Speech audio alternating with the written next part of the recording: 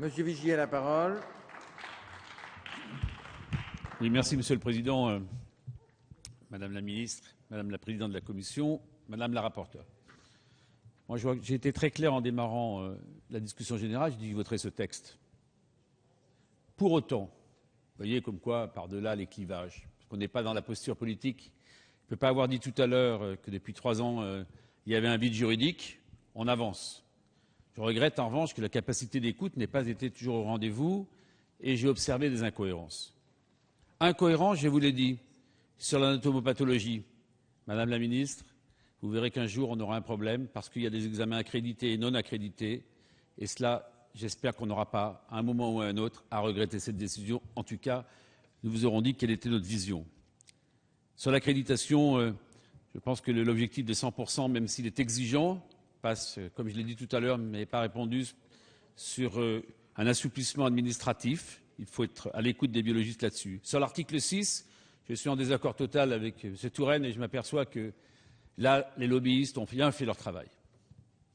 Ils ont exercé une telle pression sur les parlementaires, les membres du gouvernement, jusqu'aux députés, les collègues, bref.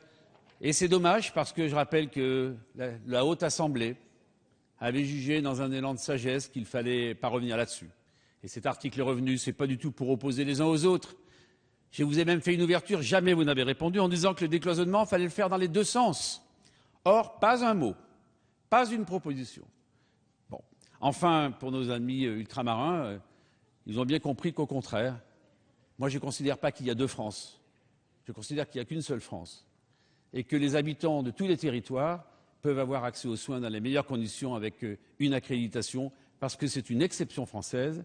Au moment où on cherche à faire en sorte de revaloriser l'image de la France dans le monde, cette exception française, notamment dans la biologie, eh bien, sera importante. Et le tout dernier mot, c'est en liaison avec l'article 6. Chacun connaît cette désertification médicale. Chacun sait maintenant qu'il n'y a plus qu'un médecin sur 10 qui s'installe dans le domaine privé. Je ne suis pas persuadé qu'on ait dit aux jeunes biologistes qu'avec ce qu'on a proposé ce soir, on les incite plus encore à embrasser cette belle carrière passionnante dont on a pu voir que depuis les années 60 et la loi de 75, c'était une véritable révolution qu'on avait connue et qu'on peut être fier de notre biologie.